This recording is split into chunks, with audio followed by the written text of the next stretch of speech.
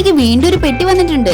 ഇത് ഡൈക്കട്ട് സ്മാർട്ട് എന്നല്ല, ഇത് വന്നിട്ടുള്ളത് ക്രാഫ്റ്റ് മെറ്റീരിയൽ ഹബ് എന്ന് പറഞ്ഞ ഒരു ഓൺലൈൻ ഷോപ്പിൽ നിന്നാണ്. അവർക്ക് യൂട്യൂബ് ചാനലും ഇൻസ്റ്റഗ്രാം പേജൊക്കെ ഉണ്ട് കേട്ടോ. അപ്പൊ നിങ്ങളൊന്ന് ചെക്ക് ചെയ്യാൻ മറക്കണ്ട. ഞാൻ ഇത്രയും സാധനങ്ങൾ ഓർഡർ ചെയ്തിട്ടുള്ളത്. അപ്പൊ ഞാൻ ഓരോന്നായി കാണിക്കാം. ആദ്യതാ ഈ ട്വീസേഴ്സ്, പിന്നെ ഇതാ ഈ കീ ചെയിൻ റിങ്സ്. ഇതൊക്കെ ഭയങ്കര അഫോർഡബിൾ ആണ് കേട്ടോ.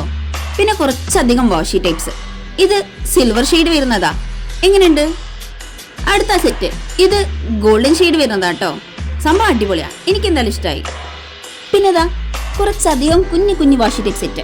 എങ്ങനെയുണ്ട്? ഇതൊക്കെ ഞാൻ ജേണലിന്റെ ആവശ്യത്തിന് വാങ്ങിച്ചാട്ടോ.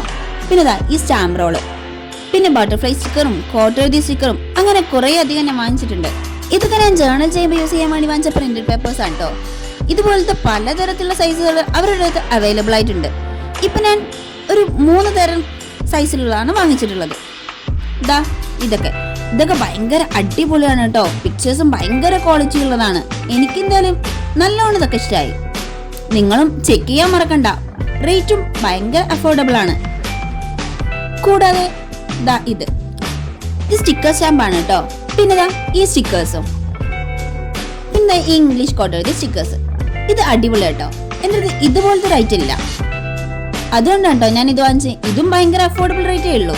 പിന്നെ ദാ ഈ ഒരു ഐറ്റം, ഇത്രയും വാങ്ങിച്ചതിൽ എൻ്റെ ഏറ്റവും ഫേവറേറ്റ് ഐറ്റം എന്ന് പറയുന്നത് ഇത് തന്നെ. സംഭവം അടിപൊളിയാ.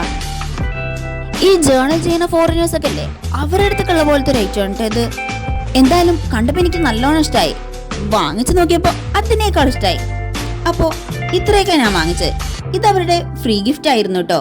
ഒരു ക്യൂട്ട് പെൻകിൻ സ്റ്റഡ്, പിന്നെ ഇതാ കുറച്ച് സ്റ്റിക്കേഴ്സും. അപ്പോൾ ഇത്രയേ ഉള്ളൂ. Okay, by.